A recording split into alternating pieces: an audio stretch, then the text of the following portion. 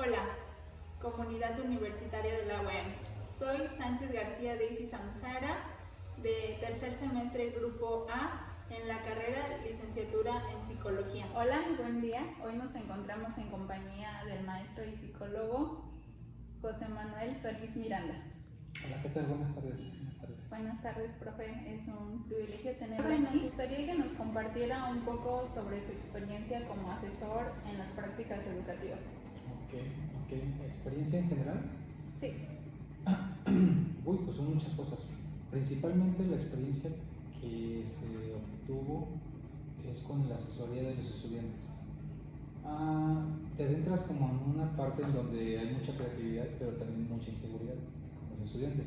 ¿Por qué? Porque proponen ideas, pero no están seguros de llevarlos a cabo. Hay complicaciones como muy puntuales en el sentido de los trámites burocráticos, pero lejos de eso, por ejemplo, las ideas que tienen son muy buenas. Principalmente sería como esa primera parte, ¿no? De que el estudiantado tiene buenas ideas, propuestas, pero no tiene cierta seguridad. Ahí es la clave de la asesoría que se en las prácticas, como tal, tanto en el seminario como en la supervisión. ¿Qué competencias, profe, en este campo considera usted que es indispensable en un estudiante de psicología para poder desarrollarse? Ok, una bonita pregunta. Principalmente competencias lectoras y escritoras. A mí es lo que más me preocupa porque, por ejemplo, si bien tienen, por ejemplo, estas dudas que te había comentado o las ideas, a veces les designamos cierto tipo de lecturas y a veces no las leen o las leen y no las entienden. Y en ese sentido, pues de nada sirve la orientación que yo pueda dar si no se retroalimenta con la lectura que yo les pueda brindar. En ese sentido, ahí sí es muy puntual, una competencia lectora primordial, porque luego les pasamos manuales o les pasamos aspectos como muy puntuales desde las perspectivas o enfoques teóricos y pues a veces como que no caen, no aterrizan. Claro. Y la parte de la escritura, porque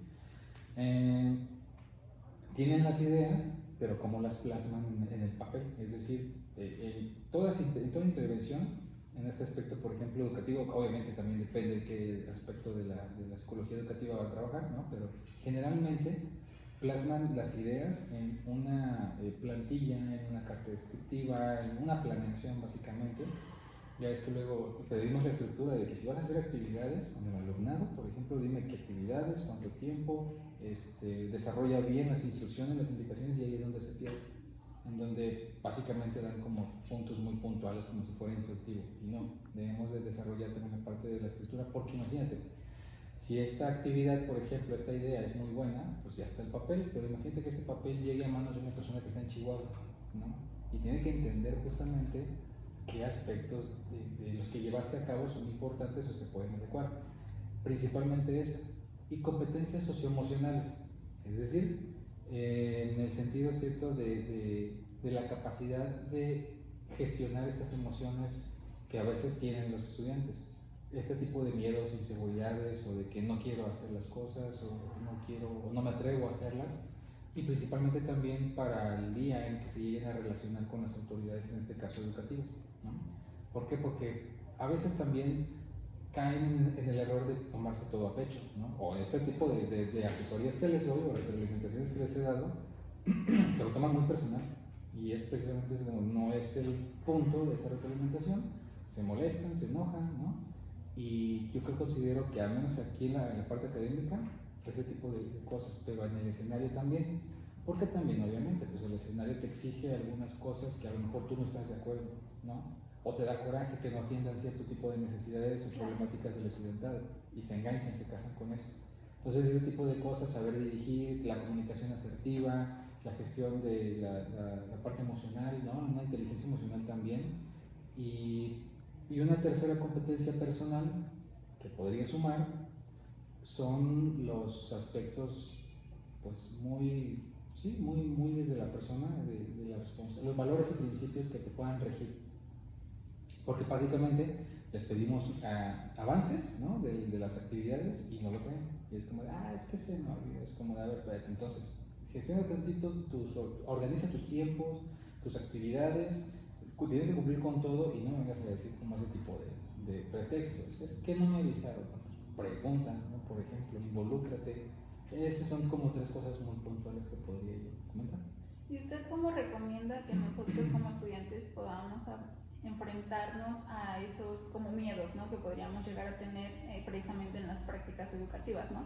Porque sabemos que trabajar con un sector estudiantil y bueno, en lo personal con niños pequeños creo que puede llegar a ser como un poco frustrante, ¿no cree? Es complicado, es frustrante, pero lo que podría recomendarles es que en primera, obviamente también está nuestra figura. Estamos para guiar, no para juzgar.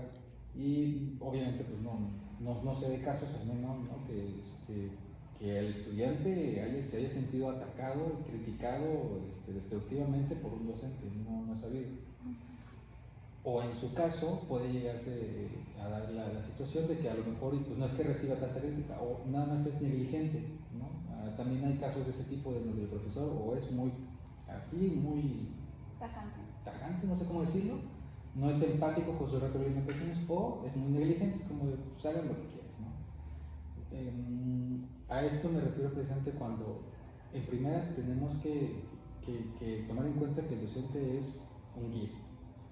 Y ahora, para responder precisamente tu pregunta, hacerlo, ¿no? ¿Qué les recomendaría a los estudiantes, a pesar de que tienen ese tipo de cosas? Háganlo, pero siempre y cuando obviamente tengan el respaldo del docente, de la docente. Porque esa es otra de las cosas, o sea, si tengo dudas o tengo ese tipo como de incertidumbre, pues con una guía o asesoría adecuada, pues te van a decir, tú hazlo, porque al final de cuentas sí te vas a enfrentar a problemáticas y asuntos delicados con menores de edad, ¿no?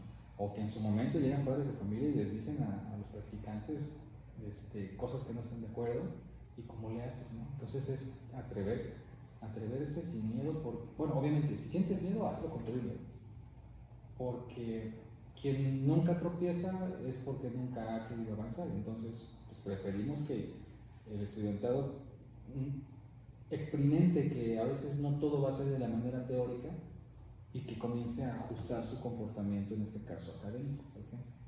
Eso es lo que me recomendaría, que se atreva, dale, pero con una buena asesoría. Claro, creo que es un punto importante también. Hace algunos días atrás nos mencionaban unas chicas que habían hecho sus prácticas educativas, que precisamente los padres como que se ponían en contra de que se llevara como ese proceso, ¿no? Entonces, ¿cómo es que nosotros podemos como llegar a finalizar nuestra práctica sin sentir que faltamos al respeto como a la integridad de los padres porque no estén de acuerdo? Delimitando las funciones. Específicamente en el seminario educativo, seminario de educación, te van a plantear, bueno, y espero que pues así sea, ¿no? Que te digan qué sí pueden hacer ustedes como psicólogos educativos y qué no. Y basarse específicamente en las funciones. Tú puedes hacer, ¿no? Pues aspectos de capacitación docente, evaluación de problemas de aprendizaje, ¿no? Manejo de grupos, conciliación de conflictos, etcétera, un montón de cosas, ¿no? Aplicación de pruebas y detección de problemas de aprendizaje, por ejemplo, ¿no? Lo puedes hacer. ¿Qué no puedes hacer? Ahí sí, involucrarte con el personal, ¿no? O sobre involucrarte con el alumnado, porque las diferentes historias o problemáticas que tiene el alumnado son tan puntuales que algunas personas practicantes se clavan y ahí se quedan y se estresan y se empiezan como a adentrar mucho. Entonces, comenzar a delimitar qué sí puedo hacer y qué no me corresponde. Si un padre de familia o un directivo te llega y te reclama, ok, a mí no me corresponde tratar, le corresponde a mi docente que está supervisándome. O en su caso, que un padre de familia llegue a vamos con el subdirector o director, él es la persona competente para atender ese tipo de cosas. Entonces, saber precisamente que son funciones, son actividades que te corresponden, que te competen y cuáles, ¿no? Yo considero que eso sería muy puntual. Lo adecuado, sí, claro.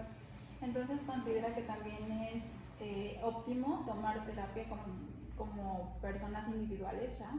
Sí, es muy recomendable. En primera, no nada más por el aspecto, bueno, sí, ¿no? Obviamente. Desde la parte académica, pues sí, debemos de tener cierto seguimiento para poder ser un tanto objetivos, por así decirlo, ¿no? A la hora de realizar las prácticas o atender a las personas. Pero también por el otro lado, el lado personal. O sea, antes que psicólogos somos personas y pues necesitamos también cierto tipo de orientación que nos ayude a tal vez a repensar, a resignificar diversas cuestiones, replantearnos varias conductas, metas, etcétera. No, ese tipo de cosas. Es lo recomendable. Hay personas que no lo hacen y digo, no es que esté mal, pero pues tendrías un punto a favor si llevas tu propio proceso, por ejemplo. Claro. O sea, tendría como un extra, ¿no? Sí, sí, sí. Sí, porque creo que se puede dar como mucho la transferencia y contratransferencia en ese aspecto, como de sentir que puedes como relacionarte, ¿no? Con el individuo, con el paciente. Creo que es algo que puede pasarnos mucho y más si llegamos a trabajar como con niños pequeños, puede ser que hasta nos lleguemos en algún momento como a proyectar, ¿no? Totalmente.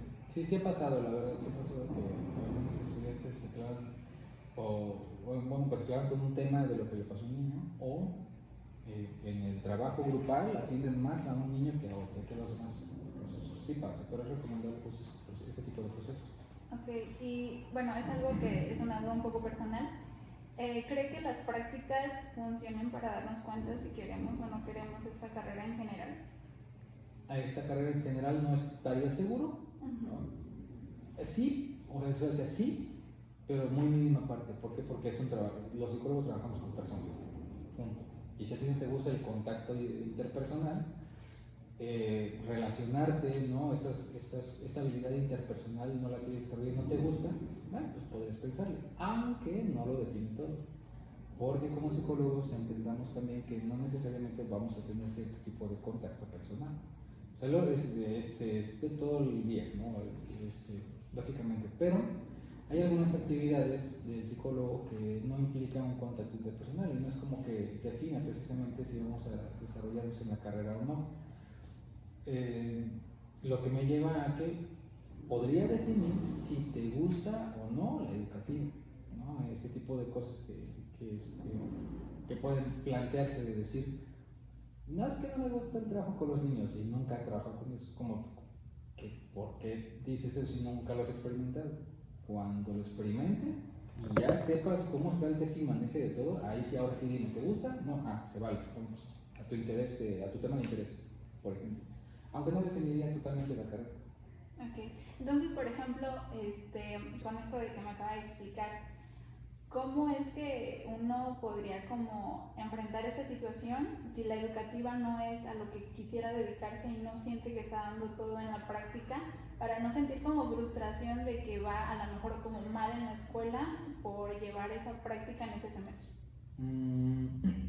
Pues aguantar un poco, porque como psicólogos generales debemos de tener precisamente la habilidad para desenvolvernos en cualquiera de las áreas en las que se nos está formando. Entonces, pues, ¿qué podría suceder? Que el estudiantado tenga a bien elegir el área, obviamente, pero recordar siempre que no salimos como psicólogos clínicos, ni como neuropsicólogos, salimos como profesionales de la salud mental, del análisis conductual, que eso es básicamente lo que nos compete. Terminar la carrera y ya si te interesa, pues hacerte una especialidad, cursos, maestría, doctorado en un área en específico y ahí sí se vale, por ejemplo, de que en algún dado momento, pues si se siente cómoda la persona, vale. Sí, no, pero mientras esa conciencia de que debemos de adquirir la mayor parte de las habilidades posibles aquí en la formación. Que no me gusta leer y análisis de la lectura, tienes que hacerlo porque si no, no vas a poder ampliar tu conocimiento. No me gustan las pruebas psicométricas, aviéntatelas y aprende a hacerlas porque esa es la formación del psicólogo. No me gusta la metodología de investigación, dale, porque esas son herramientas que todo psicólogo debe tener también. Entonces, sí me explico que esa parte de que no necesariamente casarnos con un área en específico, que obviamente sí, se recomienda, pero que tengamos al final un perfil de egreso, como sugiere la plataforma, ¿no? Que tengamos un perfil de egreso con diversas capacidades, competencias, habilidades que definan pues ahora sí que nuestra licencia, ¿no? En psicología. Ok. Y profe, base a toda su experiencia, ¿me puede decir cuántos años lleva siendo asesor de prácticas educativas? Educativas, fíjate que aquí en la universidad, un año. Un año. En otros espacios, unos 5 años más o menos. Ok, alrededor de 5 años, en donde pues hemos, sí, 5 años, 6 años, en donde nos hemos desenvuelto en diversos contextos educativos, ¿no? Desde la educación inicial hasta la educación superior, básicamente también. Y bajo su experiencia ya casi de 6 años, ¿hay un factor que sea como el que más sea notable que le afecta a los estudiantes en sus prácticas, específicamente pues en la educativa? En prácticas, pues como los contextos son cambiantes, hay varios factores, pero generalmente lo que detecto en las personas es como esa falta de orientación hacia lo que quieren. Es decir, llego a la práctica educativa porque la tengo que cursar y hago por lo que tengo que hacer porque la tengo que cursar. Después de las prácticas es como de, ¿no? Yo creo que eso es lo que más, ¿no? De que cuando les preguntamos si les gusta la educativa o no, son respuestas como muy vagas, de que, pues vamos a ver, ¿no? Y que bueno, pero lo que podría yo recomendar es que desde el principio te fijes una meta, por así decirlo. Eso es a lo que me refiero, de que la mayor parte de los estudiantes no es como que, sí, voy a experimentar y le voy a echar ganas para ver si sí o no, es como de, pues lo voy a hacer. Y es la actitud la que a veces no les funciona, o la que a veces pasan por alto. Entonces sugiere que en muchas ocasiones los alumnos suelen hacer de menos la práctica por lo mismo de que no le toman la debida importancia. Totalmente. Y ya cuando están en un escenario profesional o real, es cuando se quedan así, pues ese tipo de cosas pasan. ¿Y cuál sería como el consejo que nos daría a nosotros que vamos a precisamente a cruzar estas prácticas? Que se involucren en cada una de las tareas encomendadas y elegidas, encomendadas por su docente y elegidas por ustedes. Si les llama la atención un tema, dale, empápate, lee, investiga, haz todo. Ahí hay un montón de información ya, tanto en la biblioteca como en aspectos virtuales. Empápate del tema hasta más no poder, porque solamente así vas a saber, ¿no? Y aprender cosas. Y cumple con lo que se te designa. Entonces yo podría recomendar esa parte, que te enfoques en el tema que te llama la atención y vayas cumpliendo lo que se te designa como tal. Obviamente ya si de plano ves que no te va funcionando, cambia tu estrategia de estudio. Ok. Bueno, pues le agradecemos por darnos este espacio, profe, ha sido un placer y ojalá se repita. Gracias. Tanto en el seminario como en la supervisión. Y si les decimos que desde tantito, porque es mi amigo. Dile, porque Es si no Quique, se va a güey. escuchar bien feo. No, pues están trabajando, no puedo decir que dejen de trabajar. No, tantito con el musgo. No nos tardamos tanto. 10 minutos le decimos, ¿no? Sí, porque si no se va a volver a escuchar feo y de nada tiene. Entonces empezamos otra vez desde el ¿Sí inicio. puedo decirle?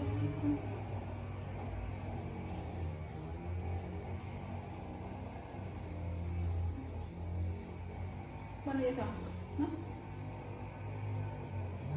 Sí, así. Ok. Ya después hacemos los cortes. 3. Hola, buen día. Hoy nos encontramos en compañía del maestro y psicólogo José Luis Solís. José Luis. Y vamos a empezar con una entrevista. Bueno, ya no me perdí, no manches, que Ahí hacemos corte. ¿Que hable más fuerte?